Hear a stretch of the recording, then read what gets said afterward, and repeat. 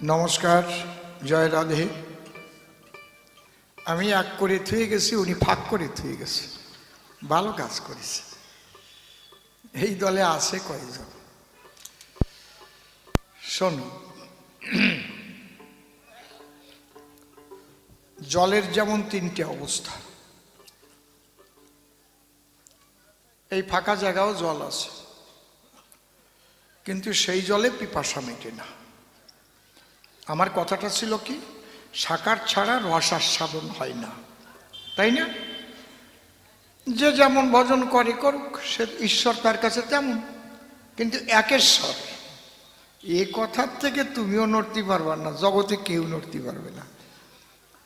ওই যে সূরাটা প্রথম বলেছিলে, কলহু আল্লাহু আহাদ আল্লাহুস সামাদ লাম ইয়ালাদ ওয়া লাম ইউলাদ ওয়া লাম ইয়াকুল লাহু কুফুয়ান আহাদ, ওটা একেশ্বরবাদের কথা।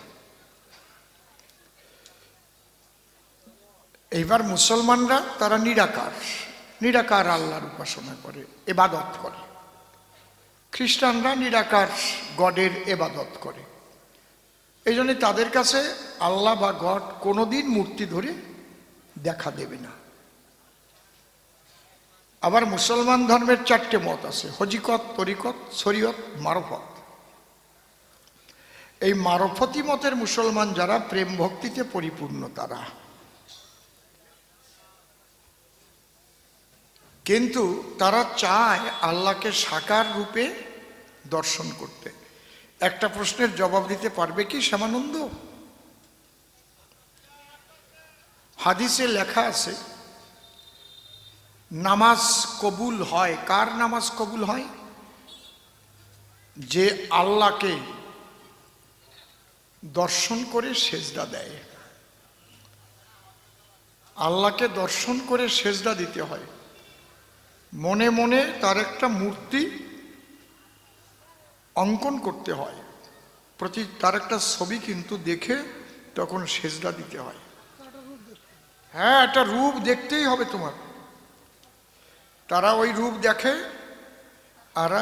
আর এরা এই রূপ মাটি দিয়ে কিংবা কাঠ দিয়ে কিংবা অন্য কোনো ধাতু দিয়ে তৈরি করে, সব সময় সেটাকে পূজা করে। এইটা কেন বললো তাহলে বলো? যে তোমার নামাজ কবুল হবে কখন? তুমি আল্লাহর রূপ দর্শন করে সেজদা দেবে যখন। দেখেছেন কি ভেজাল মার্কা কথা? আবার আল্লাহ নিরাকার, আবার আল্লাহর রূপ দেখতে হবে। ভেজাল কত দেখেন। যদি নিরাকার বলো, নিরাকারই বলো। নিরাকার সেজদা দেবা কোন জায়গায়? সেজদাটা দেবা কোন জায়গায়? নিরাকার, সব জায়গায় সেজদা দেবা। এই জন্যে আমি কারো নিন্দাবন্ধ করব না, কিন্তু আনন্দ যদি তুমি পেতে চাও, রস আস্বাদন যদি তুমি করতে চাও, তাহলে তোমার সাকার ভজন শ্রেষ্ঠ ভজন। এই সাকার ভজনের মধ্যে আবার ক্লাসিফিকেশন আছে, শান্ত, দাস্য, সখ্য, বাৎসল্য, মধুর। এর মধ্যে আবার শ্রেণীভেদ আছে, সেগুলো বলছি। একটা গান গাই, গানের মধ্যে দিয়ে বলছি।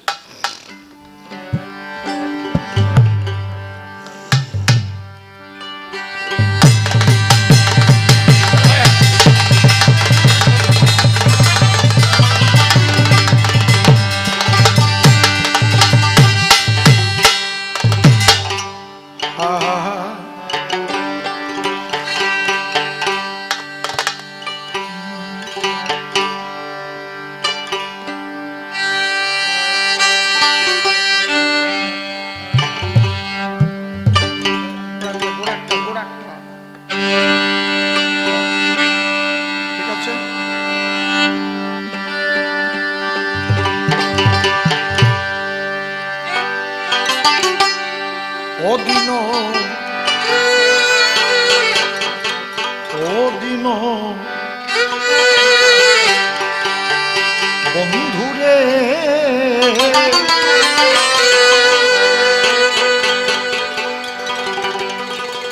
তোমার ভাবের ভাবনায় আমায় রেখো চিরদিন। হরে হরে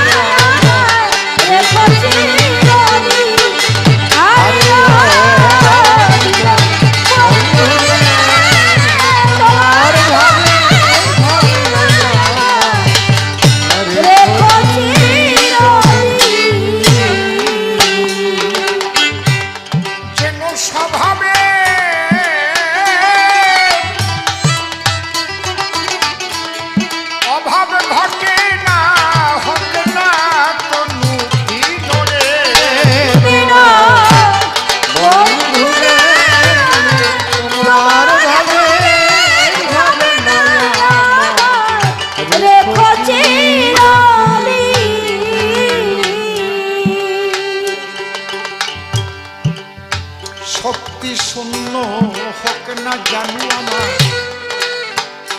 হাতে হত বল, যেন শুকায় না মোর নয়নের লোক ভক্তি ফুল দল।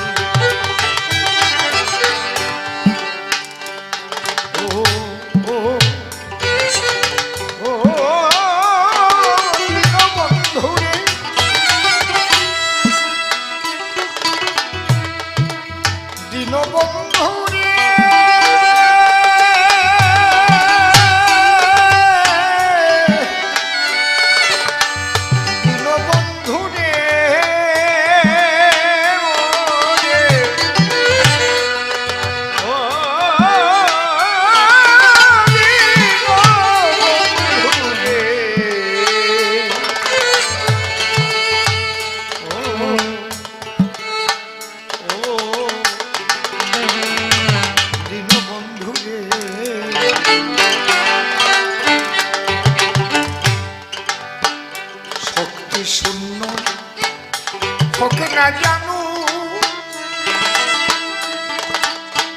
ওরে দয়া আমার হাতে হত বল, যেন শুকায় না মোর নয়নের লোক ভক্তি ফুল দল। আমার চিত্ত নিত্য রেখো নির্মল, চিত্ত নিত্য রেখো নির্মল, ওহে ভক্তাধীন রে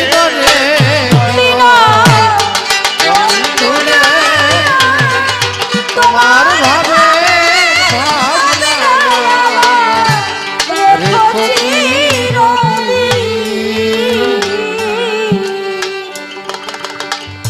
বসে শোনেন নারী নরে।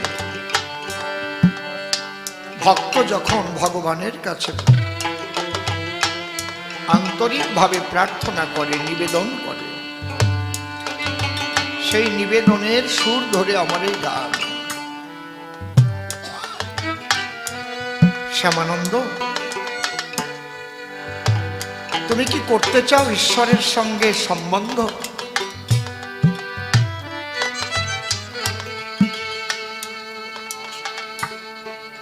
যদি সম্বন্ধ করতে চাও, তুমি যে প্রশ্ন দান করেছ সবাস্থান, ঈশ্বর আত্মা আর ভগবান এক নয়, এই জায়গাটাই তোমার গন্ডগোল বাধায়। যিনি সেই ঈশ্বর বা পরমেশ্বর, তারই অনুসত্তা আত্মা।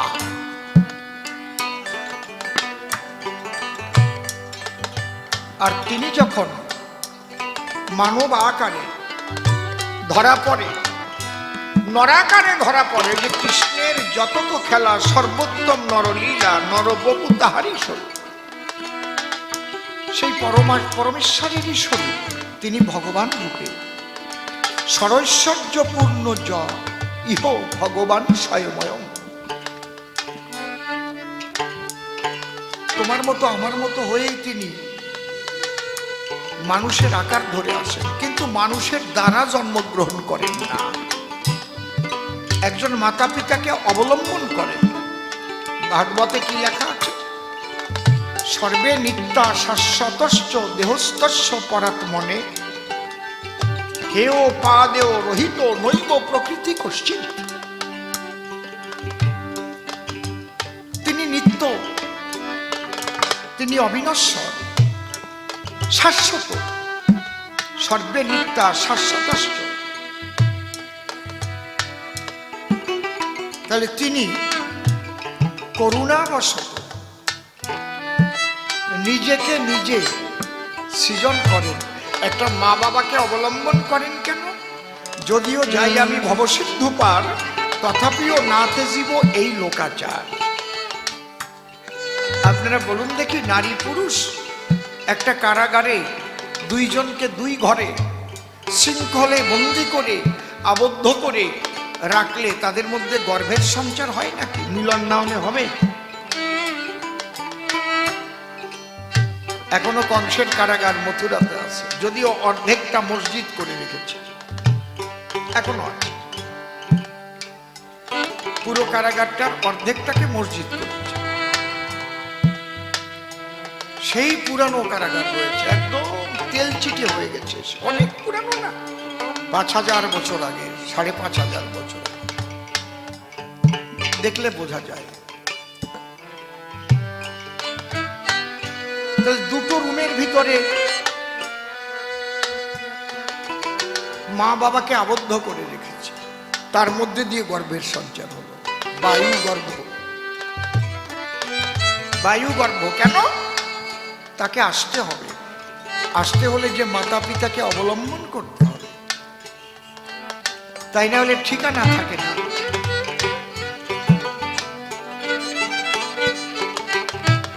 বুঝতে পারছেন? বিশেষ কারণে যখন তিনি আবির্ভূত হন তখন মা বাবা লাগে না। যেমন প্রহ্লাদকে রক্ষিবার তরে নরসিংহ মূর্তি ধরে, সেখানে মা বাবা নাই, ছোট আছে। নরসিংহ মূর্তির পূজা করো, তার মা বাবা। মৎস্য রূপ ধারণ করেছিল, কুর্ম রূপ ধারণ করেছিল, বরাহ রূপ ধারণ করেছিল। বিশেষ কারণ এবং ভক্তের ভক্তির দ্বারায় যখন মূর্তির মধ্যে তিনি আবির্ভূত হয়, সেখানেও কিন্তু মাতা পিতার দ্বারাই নয়, ভক্তের ভক্তির দ্বারাই আবির্ভূত হয়।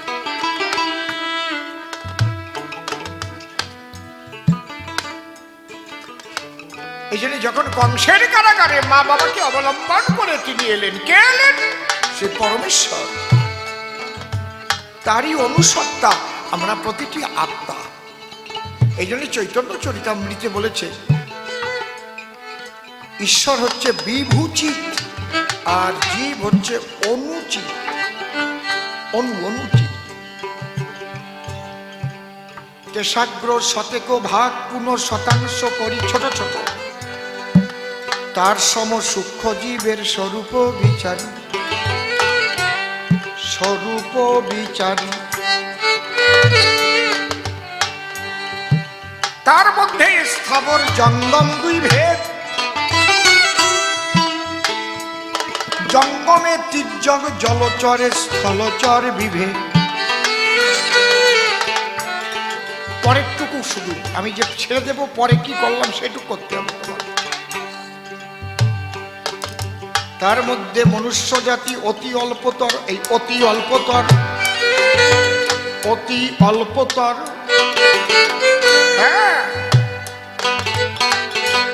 ম্লেচ্ছ পৌলিন্দ বৌদ্ধ সবর।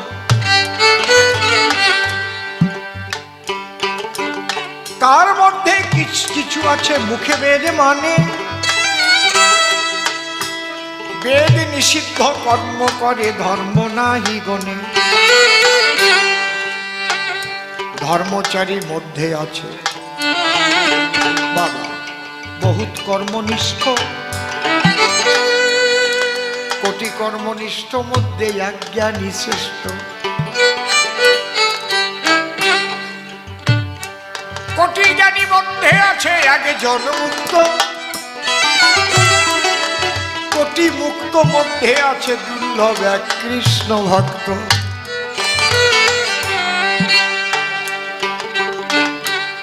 কৃষ্ণ ভক্ত নিষ্কাম অতএব শান্ত, ভক্তি মুক্তি সিদ্ধি কামী সকলই অশান্ত।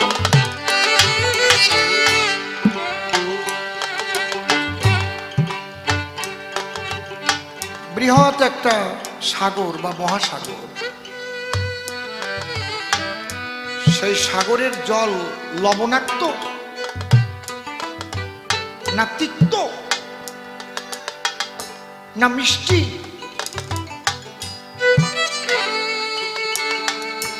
এটা বুঝতে গেলে কি পুরো সাগরের জলটাকে পান করা লাগে? কথা বলবেন কতটুকু?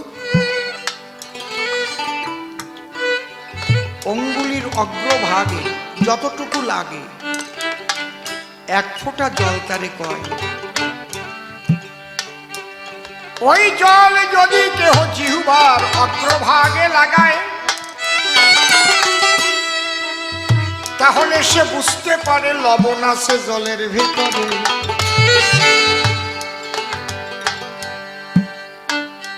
তাহলে সাগরের জল সম্পর্কে তার বোধ জন্মায়, সেই জল খাবে না। বোঝা যাচ্ছে তো? তাহলে পরমাত্মা সাগর, মহাসাগর, অনন্ত সাগর, সেখান থেকে এক বিন্দু আত্মা।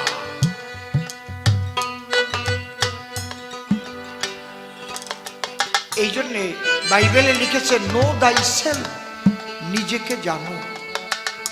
বৈষ্ণব তত্ত্বে বলছে আত্মতত্ত্ব জ্ঞান লাভ করো। তুমি কে?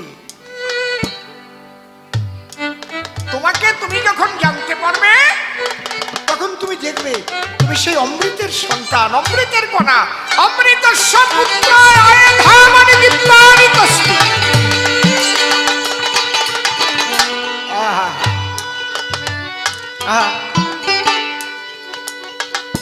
বোঝা যাচ্ছে তো?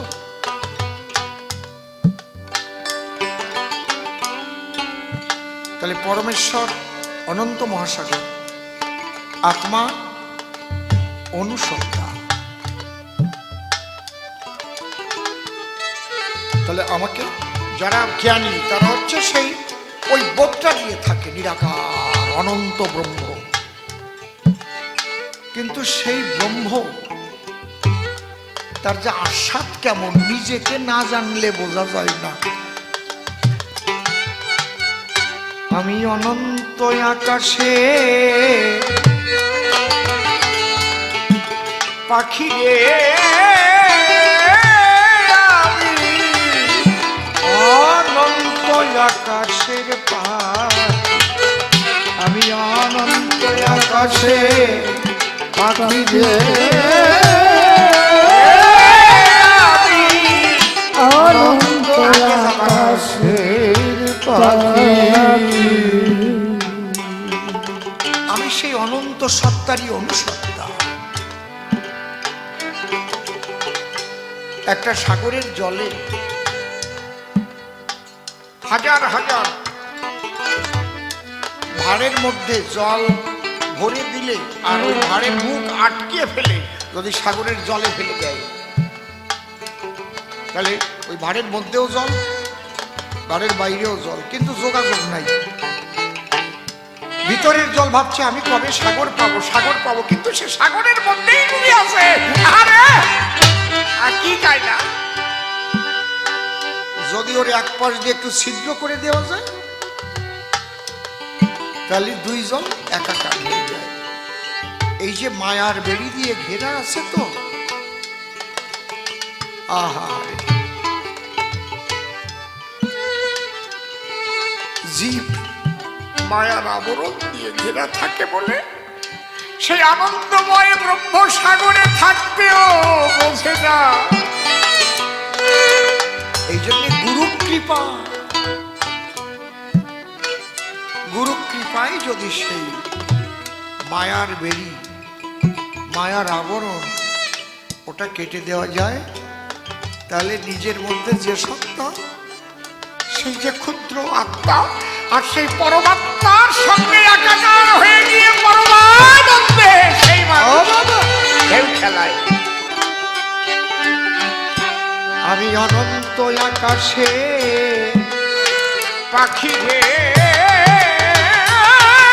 আমি অনন্ত আকাশে পাখি, আমি অনন্ত আকাশে পাখি রে,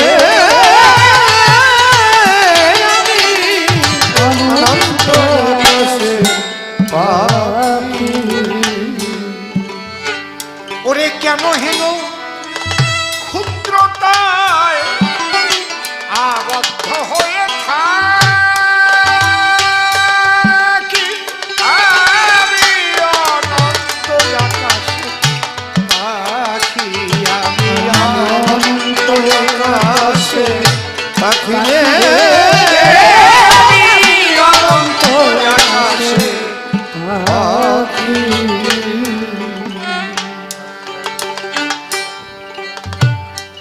আমি একদম কখর মতো বুঝাচ্ছি, কিন্তু গুরু কৃপায় যেটুক পেয়েছি সেটুকুই বলছি।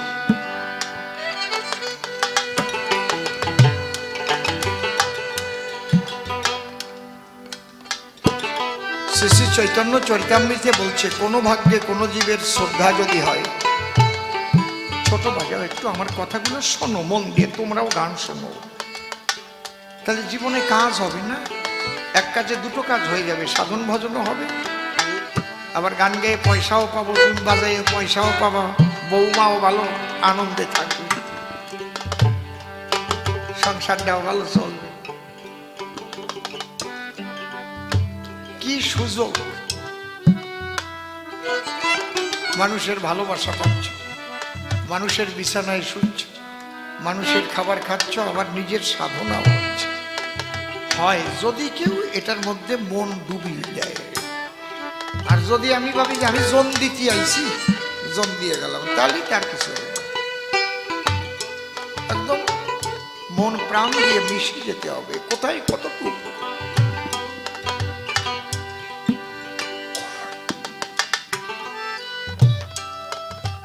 এই জন্যে তিনটে স্তরে ভাগ করেছে কেন?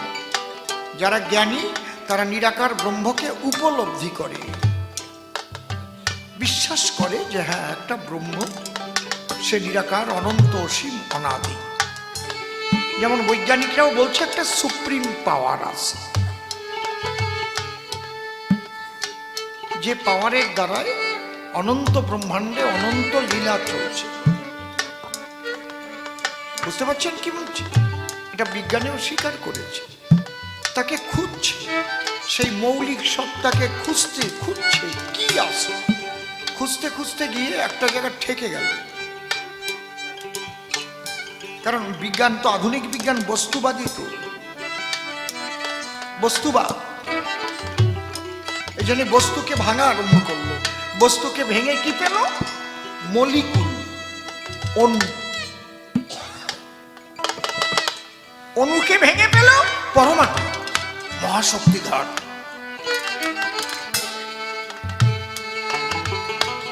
তখন বৈজ্ঞানিকরা ভাবলো আমরা পেয়ে গেছি, পরমাণুই সৃষ্টির মূল, এইটাই মহাশক্তি। এবং বলেই ফেললো অ্যাটম নট ডিভাইডেড, পরমাণু অবিভাজ্য। কে বলেছিল কথাটা? অগস্ট কমতে, বৈজ্ঞানিক। কিন্তু রাদারফোর্ড আর একজন বৈজ্ঞানিক, সে তার টিম নিয়ে আবার গবেষণায় বসে গেল। গবেষণা করতে করতে, রিসার্চ করতে করতে পরমাণু ভেঙে ফেললো।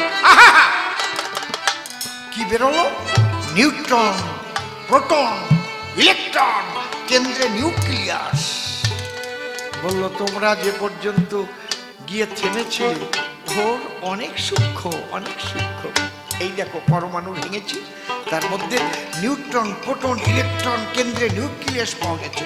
নিউক্লিয়াসও ভাঙা যায়, ওটাও মৌলিক না, ওটাও যৌগিক শক্তি।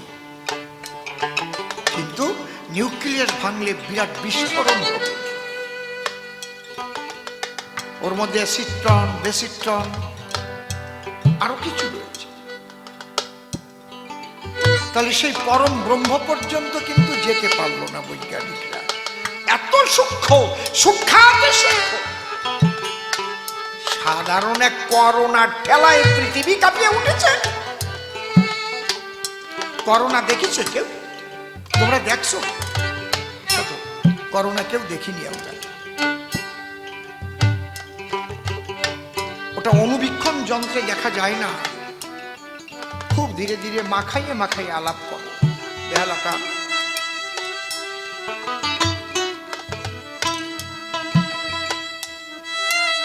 অনুবীক্ষণ যন্ত্রে দেখা যায় না, শক্তিশালী অনুবীক্ষণ যন্ত্রেও দেখা যায় না।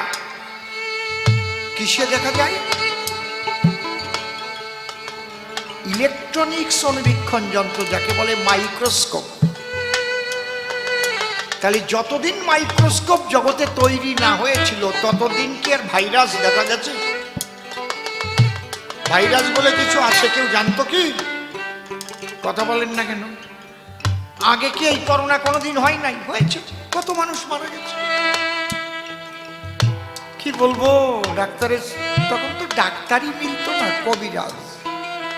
আমার ছেলেটার ওই যে জ্বর হলো আর ভালো হলো না, মরে গেল। এরকম মরেছে না? তাই ভাইরাস আগেও ছিল, কিন্তু তাকে দেখবার মতো যন্ত্র তৈরি করতে পারেনি তখন। মাইক্রোস্কোপ তৈরি করে ফেলে দিল তার ভিতরে, তারপরে করোনা ধরা পড়ে। হ্যাঁ, এটা একটা ভাইরাস। ভাইরাস নারী কি পুরুষ কি হিজড়া বলতে পারে? ভাইরাসের ডেফিনেশন পৃথিবীর কেউ দিতে পারে? যদি বলে ভাইরাস কাহাকে বলে? কেউ পারবে? কেউ পারবে না। তাহলে কতটা সূক্ষ্ম যে মাইক্রোস্কোপ দিয়ে দেখতে হয়।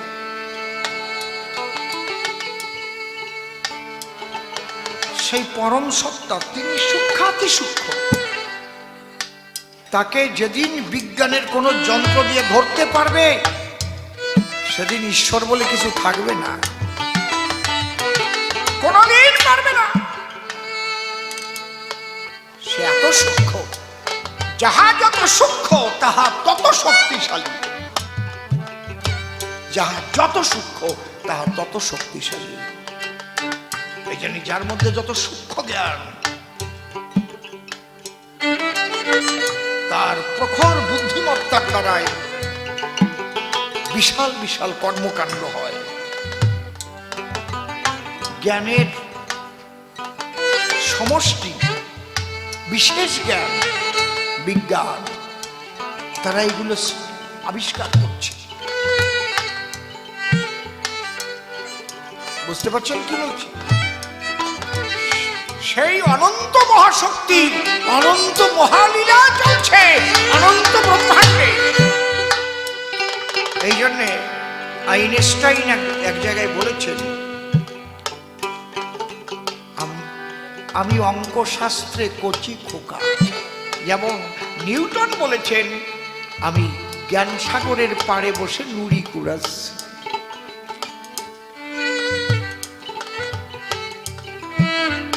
কেন বলেছে? আইনস্টাইন বলছে, যখন আমি সৌরজগতের দিকে তাকাই তখন আমি অবাক হয়ে যাই। একটা সূর্যের যে সংসার, সূর্যকে নিয়ে ঘুরছে পৃথিবী, পৃথিবীকে নিয়ে ঘুরছে চাঁদ। সূর্যের গ্রহ পৃথিবী, আর চাঁদ হচ্ছে একটা উপগ্রহ। চাঁদ সূর্যকে পৃথিবীকে নিয়ে ঘুরছে, পৃথিবী আবার সূর্যকে নিয়ে ঘুরছে। চাঁদ কিন্তু পৃথিবীকেও প্রদক্ষিণ করছে, সূর্যকেও প্রদক্ষিণ করছে। তাহলে প্রত্যেকের এক একটা আলাদা আলাদা কক্ষপথ আছে। সূর্য এক জায়গা দিয়ে ঘুরছে, আর চাঁদ এক জায়গা দিয়ে ঘুরে ঘুরে ও এগোচ্ছে, আবার ও এগোচ্ছে।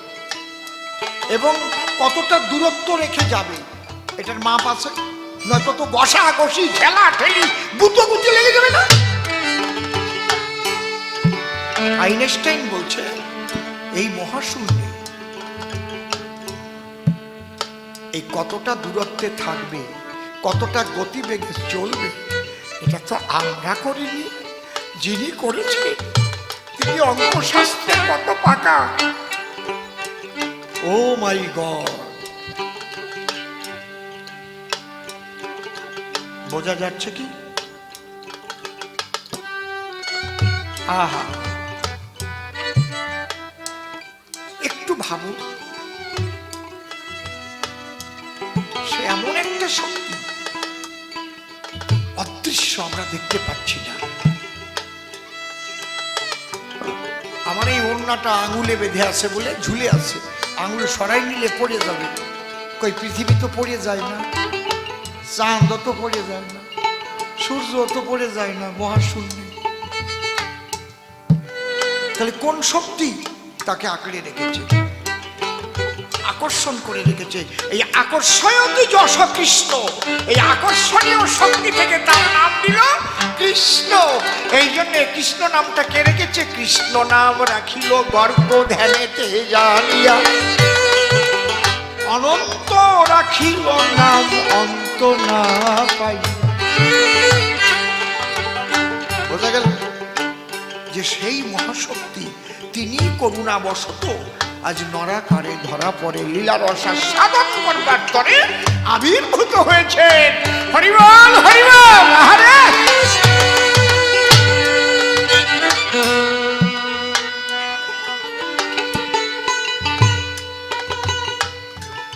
আপনারা কবি গান শুনতে বসেছেন, যদি কিছু না নিয়ে বাড়ি যান, বাড়ি গিয়ে যদি ভাববার মতো আপনার কিছু না পান, সে গান আপনি শুনবেন কেন? ছোট, বাড়ি গিয়ে যাবেন, ভাববেন, শুয়ে পড়বেন, তাই তো? তাহলে আমি কোথায় আছি? আমি পৃথিবী পৃষ্ঠে,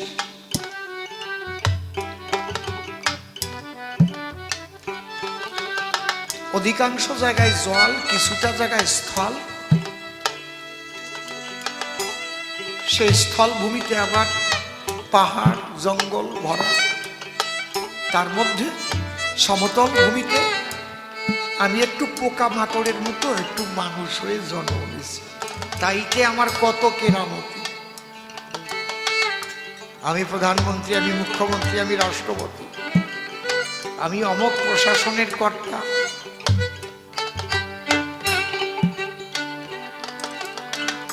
এই যে আমার যে মাৎসর্য, আমিত্ব, এই আমিত্ব থাকাকালীন ঈশ্বরকে আমি বুঝতে পারছি না। আমি যে কত ছোট, এই বোধ যেদিন আমার মধ্যে আসবে, সেদিন আমি তাকে বৃহৎকে খুঁজবো। আমি যে একদিন হারিয়ে যাব, তাহলে কোথার থেকে এসেছিলাম, আমি কোথায় আবার যাবো?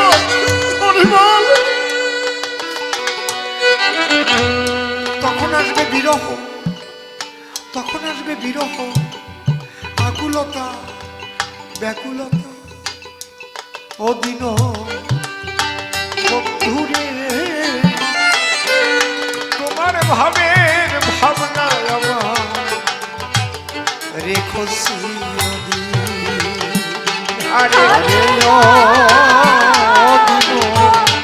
বন্ধুরে তোমার ভাবের ভাবনায়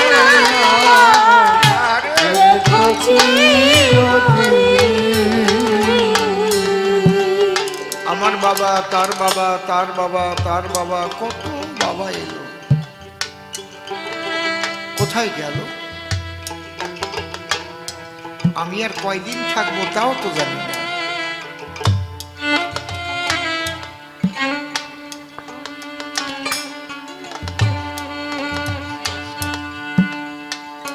তাহলে কিসের অহংকার?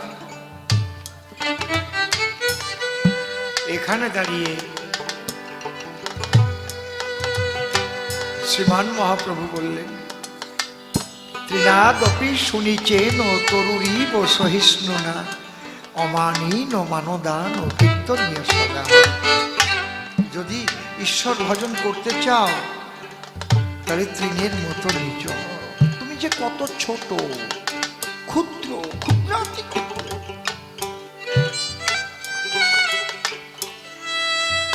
এই বোধ নিয়ে সাধনা করতে হবে। তাহলে ঈশ্বর পরমাত্মা যাই বলো না কেন, যে সত্তা আমার মধ্যে সেই একই সত্তা। আর ভগবান কখন বলা হয়? সেই পরমেশ্বর যখন নরাকারে ধরা পড়ে, তিনি লীলারস আস্বাদন করবার জন্য আমাদের মতো হয়ে আবির্ভূত হয়, তখন আমরা তাকে ভগবান বলি। ভগবান শ্রীকৃষ্ণ তিনি পরমেশ্বর, তিনি ঈশ্বর। ভগবান না হওয়া পর্যন্ত কিন্তু আমরা তাকে দেখতে পাচ্ছি না। এখানে কার কার মা বাবা মারা গেছে হাত উঁচু করেন। যেমন আমার বাবা মারা গেছে, মা অথবা বাবা মারা গেছে। আচ্ছা, বাবা যতদিন বেঁচে ছিলেন ততদিন বাবার নামের আগে শ্রী দিতেন তো নাকি? দিতেন তো। আর এখন ঈশ্বর যখন দেহ ত্যাগ করেছে তখন কি লেখেন? ঈশ্বর বা লেট লেখেন তো। মূলত লেখা উচিত ঈশ্বর।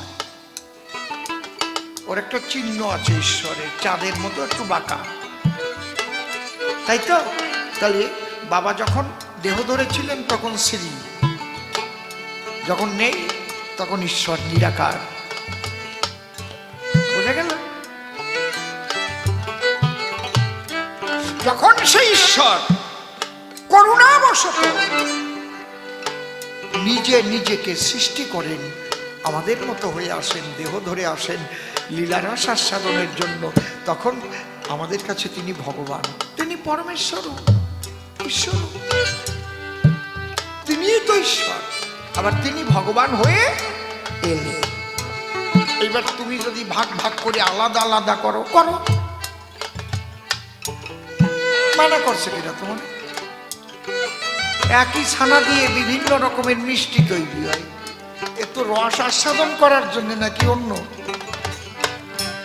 কেউ রসগোল্লা বানায়, কেউ লট চমচম বানায়, কেউ খালি মাখা সন্দেশ বানায়।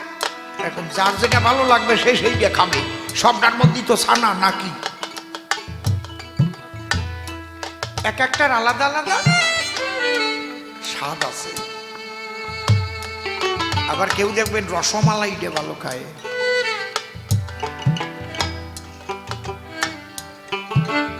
তাহলে এগুলো তৈরি করতে গেলে মিশ্রণের প্রয়োজন হয়, মিশ্রণ। এই জন্য ব্রহ্ম থেকে প্রকৃতি সৃষ্টি হয়েছে, এই মিশ্রণের জন্য প্রকৃতি, পঞ্চ প্রকৃতি, আকাশ বাতাস আগুন জল মাটি। আকাশাৎ জায়তে বায়ু, বায়ুর উৎপদ্যতে রবৌ, রবৌ উৎপদ্যতে মহি। আকাশাৎ জায়তে বায়ু, বায়ুর উৎপদ্যতে রবৌ, রবৌ উৎপদ্যতে ত্বাম, ত্বাম উৎপদ্যতে মহি। আকাশ বাতাস আগুন জল মাটি, এই পাঁচটা ওই ঈশ্বরেরই সত্তা। এই পাঁচটা প্রকৃতি, আর তিনটে প্রকৃতি আছে মন বুদ্ধি অহংকার। এই পাঁচটা প্রকৃতির খেলা চলছে। এর একটা না থাকলে কিন্তু জীব জগৎ থাকবে না, ধ্বংস হয়ে যাবে। মনে করেন সব আছে শুধু জল নাই, বাঁচবে? মনে করেন সব আছে শুধু আগুন নাই, তাপমাত্রা নাই কোন জায়গা, বাঁচবে? কথা কন না কেন? মনে করেন সব আছে শুধু বাতাস নাই, বাঁচবে?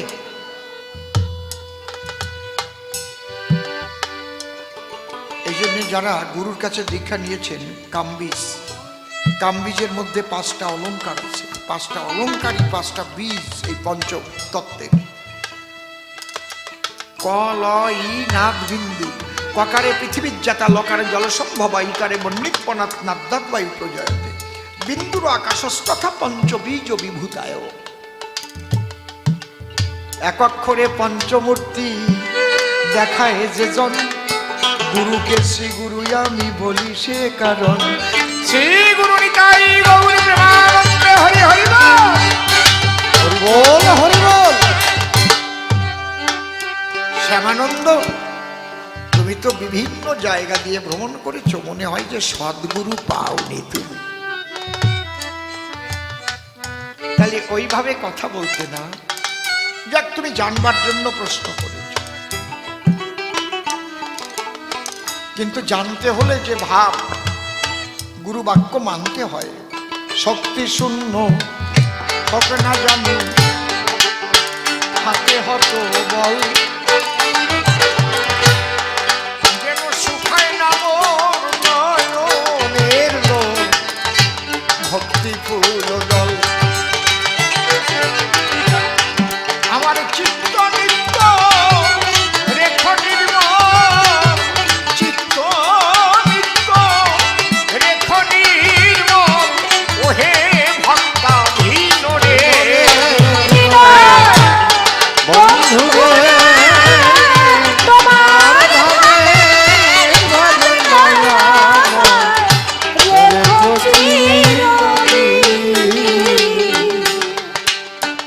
অন্ধ যদি হয় দুই আখি, আমার গভীর হলে কান, যেন তোমার চিন্তায় মগ্ন থাকে আমার মন প্রাণ। অন্ধ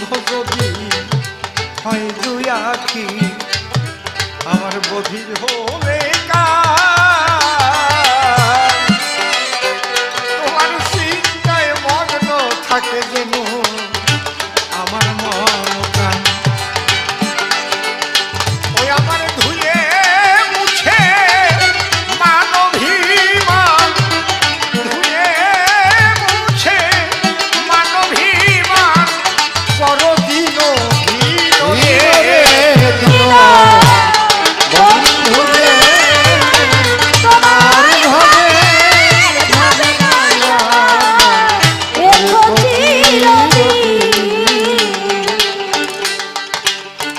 অধমসীম বলে চরণ তলে রহিল দাবি,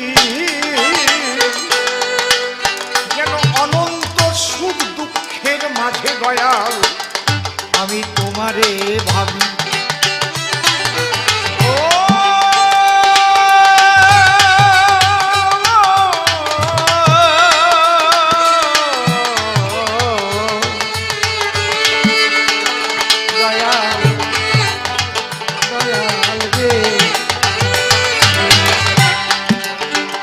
অধমসীম বলে বলে চরণ তলে ও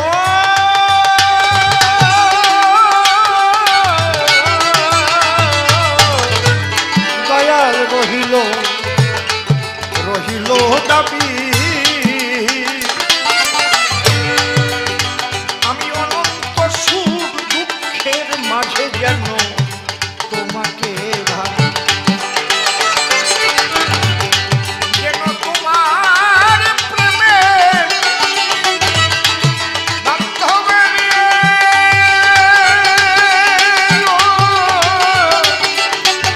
বান্ধবে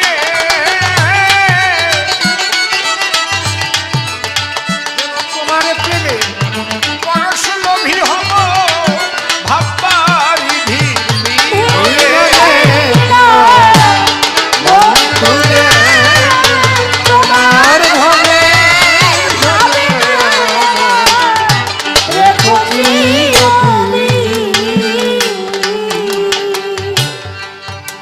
রকমের সাধন ভজন,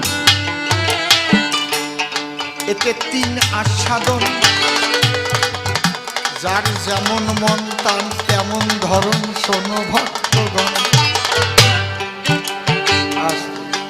আমি আগের বার খুব ভালোভাবে বলে দিয়েছিলাম, তবু খোঁচা দিতেই হবে কবি গান।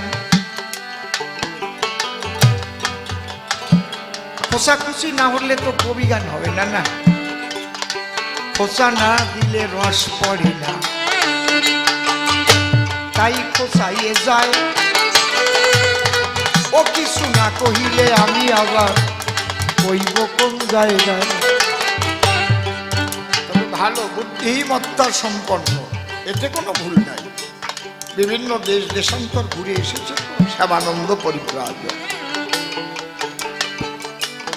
তবে একটা কথা জেনে রেখো, ঈশ্বরের সাধন ভজন জোর করে হয় না, জোর করে হয়। জোর করে, জোর করে নয়।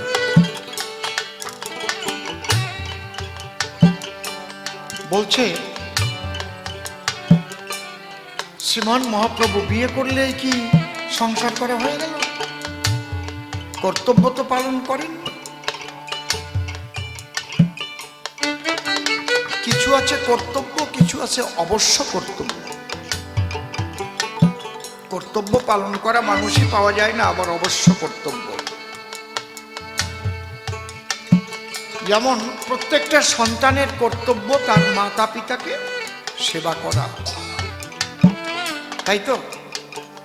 কিন্তু অবশ্য কর্তব্য ঈশ্বরের আরাধনা, তাই নাহলে মানব জীবন বৃথা।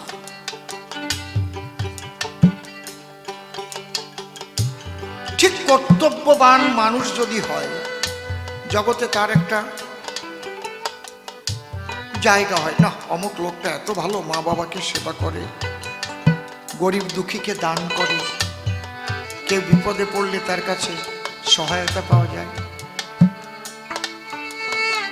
কর্তব্য পালন করলে একটা ভালো মানুষ সব জায়গায় তার গুণ গায়। কিন্তু তোমার কি হলো, তুমি যে মানব জন্ম নিয়ে এসেছিলে, এর মধ্যে দিয়ে অবশ্য কর্তব্য ছিল তোমার ঈশ্বরকে সাধন ভজন করা, অবশ্য কর্তব্য ছিল।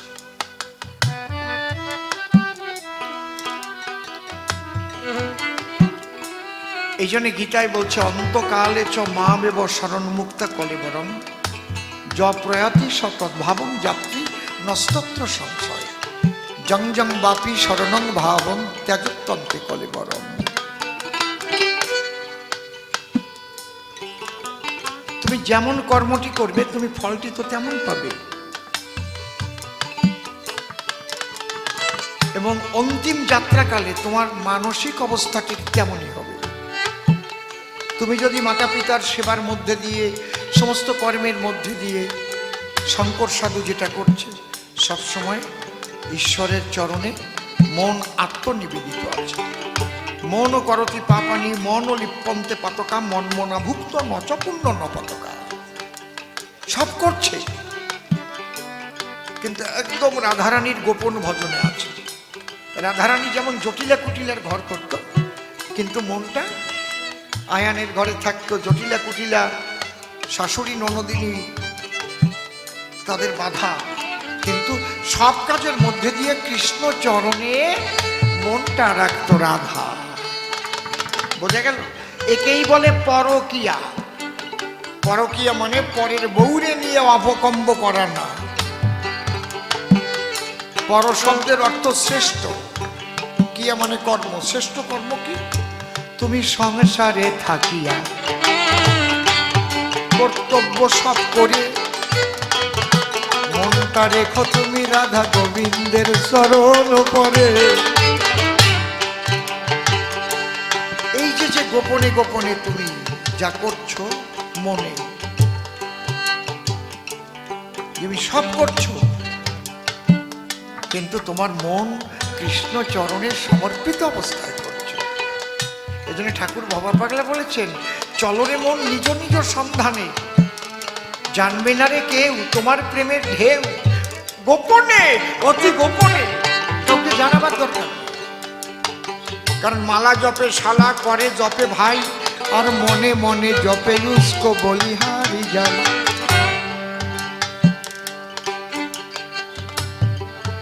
লোক দেখানো না, এটা হচ্ছে অবশ্য কর্তব্য।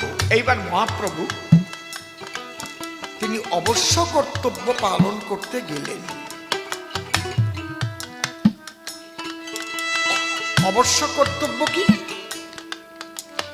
তিনি এসেছিলেন শ্রীমতী রাধারানীর কাছে, প্রেমে দেনা হয়ে গেছে, এবং সেই প্রেম রাধা প্রেম অহৈতুকী অকামনা রাগাত্মিকা বেদাতীত প্রেম তিনি জগতে বিতরণ করতে এসেছেন। আমি আগেই বলেছি, কিন্তু তৎকালীন সময়ে পরিস্থিতিটা উল্টো ছিল। তখন মায়াবাদী সন্ন্যাসীরা ঘিরে ফেলেছে কাশীতে ওদের ডেরা। ওদের যে হেড তার নাম প্রকাশানন্দ সরস্বতী। এই জন্য মহাপ্রভু দেখলেন, সর্বনাশ, আমি ঘরে বসে বিষ্ণু প্রিয়াকে নিয়ে যদি এই ক্ষুদ্র সংসার করি, তাহলে রাধা প্রেমে কেমনে প্রচার করিব গৌর হরি।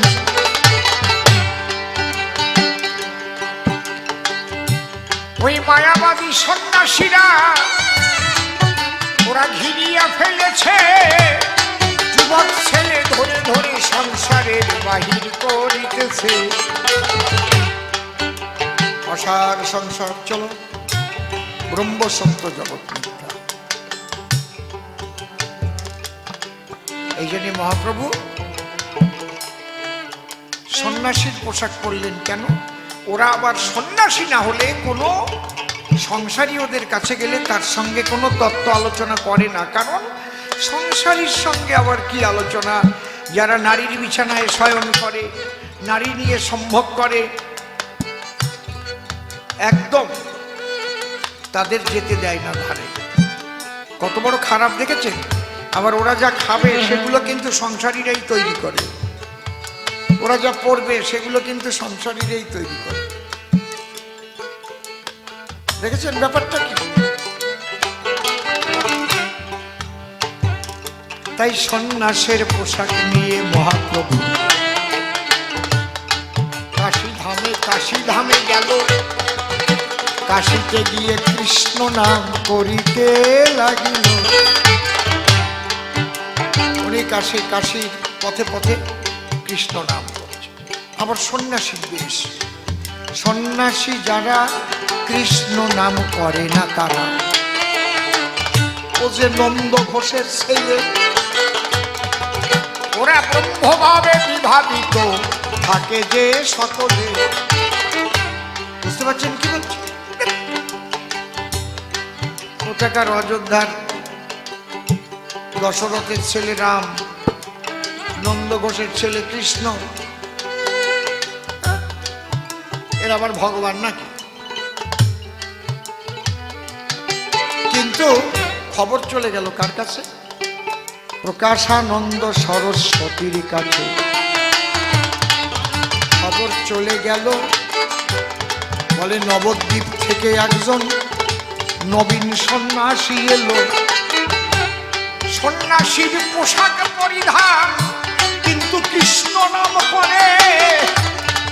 এইরকম সন্ন্যাসী দেখি নাই আমরা এতদিন কাশীর ভিতরে। দেখি গুরুদেব এটা কি হচ্ছে? প্রকাশানন্দ বলল, আমি আগে একবার দেখে নি, তোমরা কেউ কিছু বলো না। ভোর বেলায় মহাপ্রভু কৃষ্ণ নাম করতে করতে প্রাতঃভ্রমণে বেরিয়েছে। আর প্রকাশানন্দ সরস্বতী দূর থেকে দর্শন করে মহাপ্রভুকে কেমন যেন একটা ঘোরের মধ্যে পড়ে গেছে। মানুষ এত সুন্দর হয়?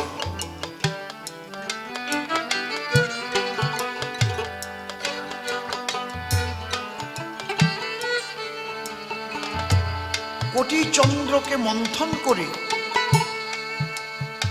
যদি কারো গায়ে ঢেলে দেয় তাও তো এত সুন্দর হয় না। এ কি অপরূপ মূরতি! বাহ! তখন মনে পড়েছে, আমি তো এসেছি, এই সন্ন্যাসী কেন কৃষ্ণ নাম করে? প্রথম দর্শনেই কিন্তু কাজ হয়ে গেছে। শিষ্যদের কাছে গিয়ে বলল, শোনো বাবা, এই মানুষটাকে কিন্তু আমার সহজ মানুষ বলে মনে হচ্ছে না, কোনো সাধারণ মানুষ নয়। খবরদার, তোমরা একে কেউ কটু কথা বলবে না। তোমরা বড় একটা স্থান খুঁজে সেখানে বড় একটা প্যান্ডেল করো, স্টেজ করো, দুখানা চেয়ার থাকবে আর সিংহাসন থাকবে। ওকে নিমন্ত্রণ করতে হবে, আমার পাশে ওকে বসতে দিতে হবে।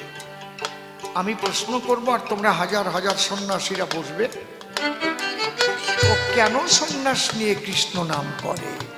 যদি জবাব দিতে পারে তাহলে ওকে আমরা কিছু বলবো না। জবাব দিতে যদি না পারে, কাশীর থেকে তাড়াবো। বিশাল মাঠের মধ্যে আয়োজন হলো, মহাপ্রভুর কাছে নিমন্ত্রণ গেল। দুখানা সিংহাসন স্টেজে রাখা হয়েছে। একখানাতে গিয়ে প্রকাশানন্দ সরস্বতী উপবেশন করেছে, আর সন্ন্যাসীরা যেখানে এসে পা ধুয়ে ধুয়ে বসবে, জল রাখা আছে। পা ধুয়ে ধুয়ে বসছে, ওখানে খানিকটা জায়গা কাদাও হয়ে গেছে, পা ধোয়া জল। সবাই যা আসন পেতে বসে আছে, প্রকাশানন্দ সরস্বতীও বসে আছে মঞ্চ পরে, কিন্তু মহাপ্রভু আর আসছে না। সবাই বলছে আসবে না, ভয় পেয়ে পালিয়ে গেছে। হঠাৎ দেখে দূর থেকে হরে কৃষ্ণ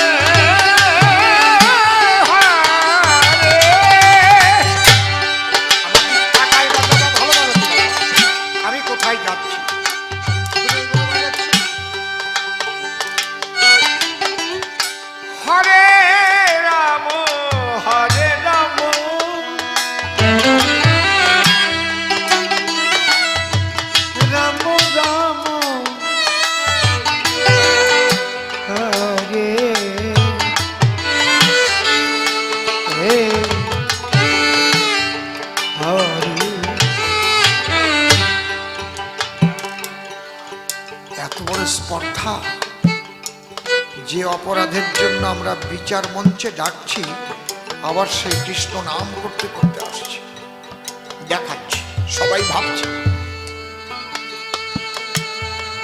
প্রকাশানন্দ সরস্বতী ইশারা দিলেন, ওখান থেকে পা ধুয়ে উপরে উঠে আমার পাশে তুমি বসো। সবাই তাকিয়ে আছে, সবাই তাকিয়ে দেখছে। ওই একদিকেই লক্ষ্য, কি করে দেখি। আরেকটু বসুন, আরেকটু বসুন,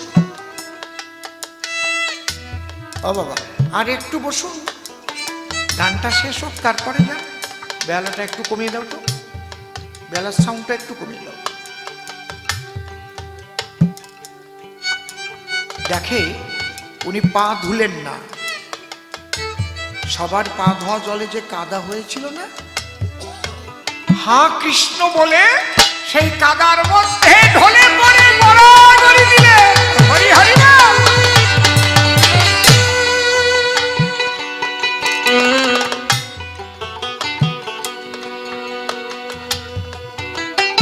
কি যাকে আমাদের গুরুদেবের পাশে বসানোর জন্য সিংহাসন করা হয়েছে, সে আমাদের পা ধোয়া জলে গড়াগড়ি দিয়েছে।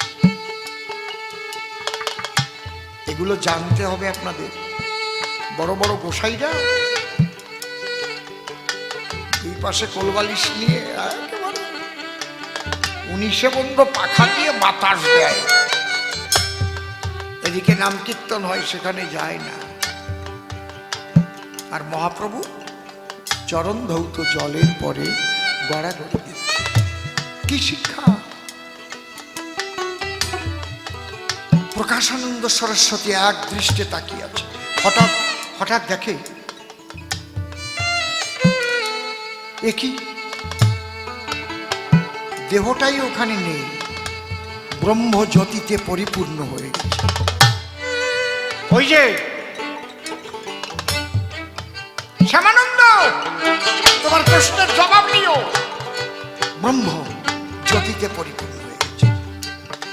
দেখে হঠাৎ ওই ব্রহ্ম জ্যোতি ধীরে ধীরে ধীরে ধীরে ধীরে ধীরে ধীরে ধীরে ধীরে ধীরে আস্তে আস্তে আস্তে আস্তে ছোট হতে হতে ওর মধ্যে থেকে রাধা কৃষ্ণ রূপ ধরে দাঁড়িয়েছে।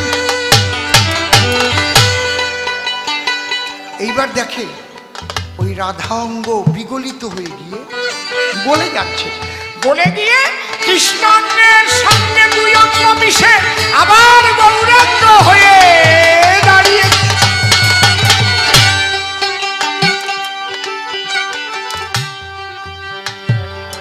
তখন ওই মঞ্চের থেকে গড়াতে গড়াতে গড়াতে গড়াতে গিয়ে পড়ল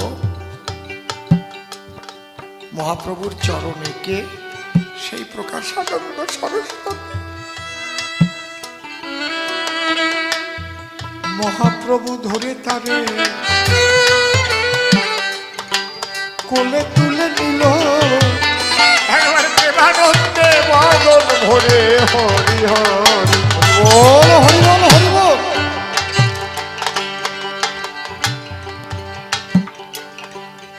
কৃপা করো প্রভু, আমি অভাজন। ওরে কার বিচার করতে এনেছিস তোরা? যে সেই পরম ব্রহ্ম, সেই রাধা কৃষ্ণ, আর সেই রাধা কৃষ্ণ যুগানন্দ গৌরাঙ্গ রূপে আবির্ভূত হয়েছে।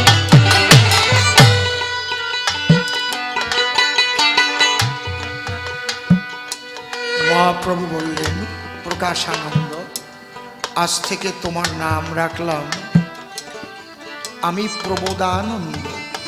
তুমি আর কাশীতে থাকবে না, তুমি চলে যাও বৃন্দাবনে, আরিদ গ্রামে গিয়ে বসো। ওটাই শ্যামকুণ্ড, রাধাকুণ্ড, যেটার আগেকার নাম ছিল আরিদ গ্রাম।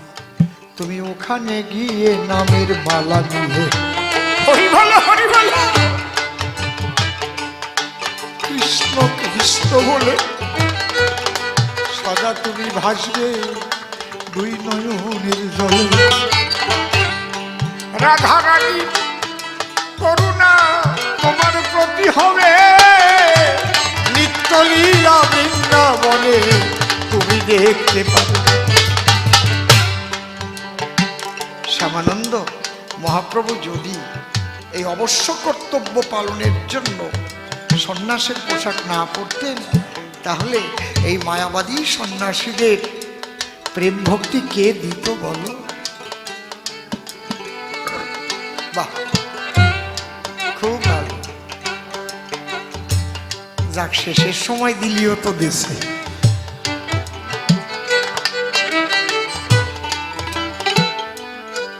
হরিবল হরিবল। প্রথম দিতে মনে নাই, এখন শেষ যাত্রা কালে মালা গলে, তবুও যখন দিল সবাই মিলে প্রেমানন্দে একবার হরি হরি বল। জয় রাধে।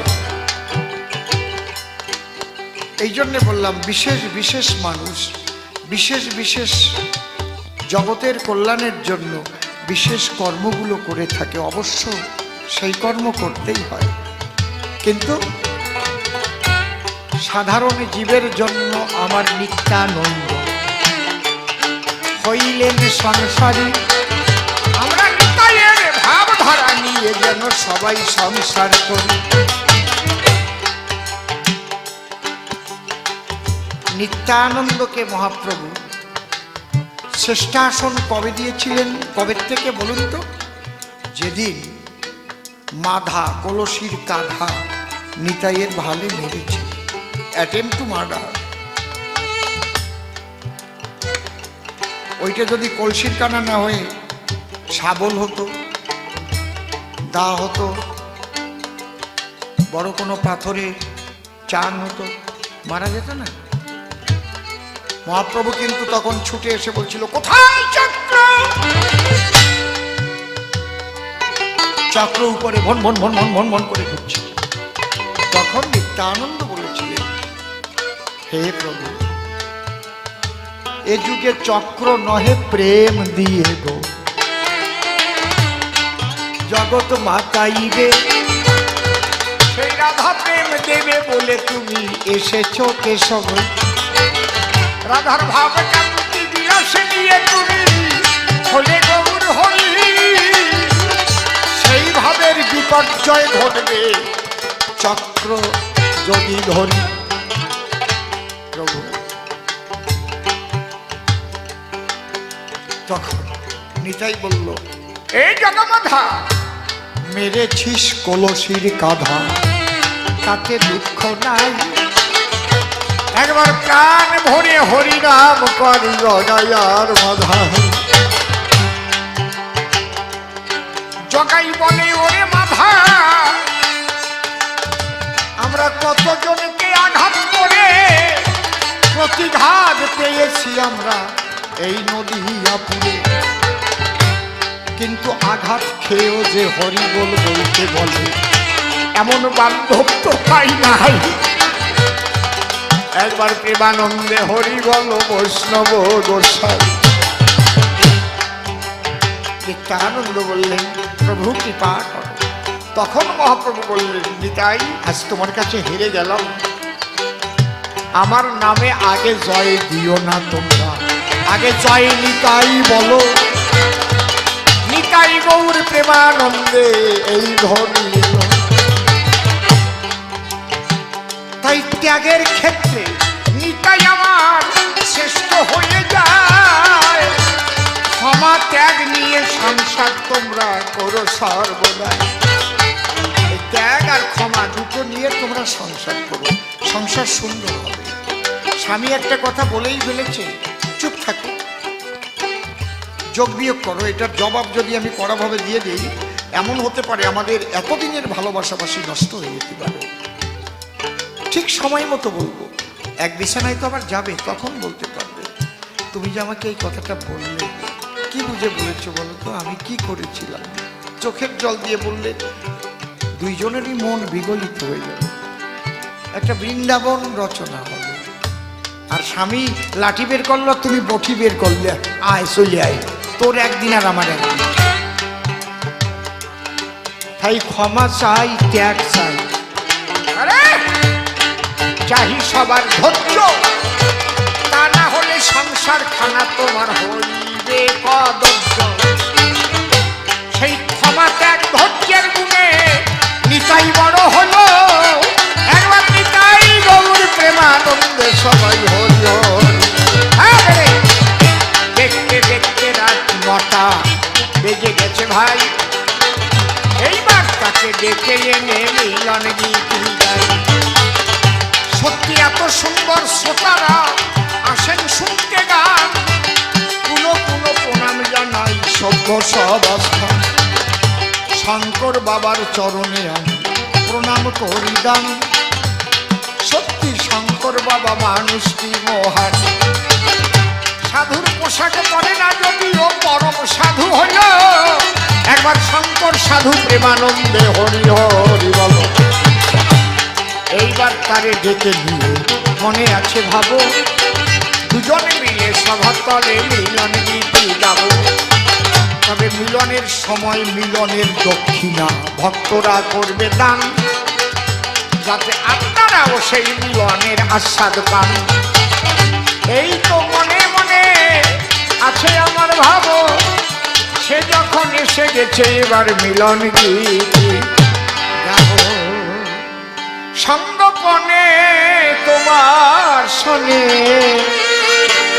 মনে মন আমার মিলন, সঙ্গপনে তোমার শোনে মনে মন আমার মিলন। বলো বলো শ্যামানন্দ, পেয়েছো কি মনে আনন্দ, দূরে গেছে কি তোমার সকল দ্বন্দ্ব, তাহলে হবে মহামিলন। আর তোমার কথা শুনে শুনে বড় ভালো লাগিল মনে, কোথায় স্থান দাও তোমার ওই চরণে, আমি তোমার করলাম স্মরণ। তবে মনে আমার আছে ভাবা, তোমার হাত ধরে ব্রজে নিয়ে যাব, ব্রজের ধুলায় গড়া গড়ি দেব, লাভ করিতে শ্রীকৃষ্ণ ধন। তবে বৃন্দাবনে ওই রাধারানী ওরে ভোগী আসাম চিন্তামণি, কেন হলো বলো কলঙ্কিনী, আমি একটু তাই করব শ্রবণ। যারা নিজেরা কলঙ্কিনী